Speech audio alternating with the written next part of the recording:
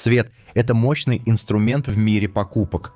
Задумывались ли вы, почему красный так часто используется в распродажах? Он вызывает чувство срочности и возбуждения, заставляя нас действовать быстрее. Синий, напротив, ассоциируется с доверием и надежностью, поэтому многие банки выбирают именно этот цвет для своих логотипов.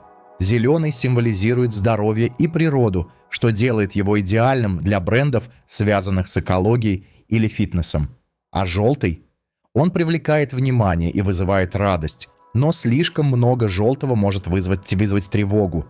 Бренды тщательно подбирают цветовые схемы, чтобы вызвать определенные эмоции и ассоциации. Например, если вы видите оранжевый, это может означать дружелюбие и энергичность. Каждый цвет имеет свою психологию, и понимание этого помогает не только брендам, но и нам, покупателям, осознанно выбирать, что мы хотим купить.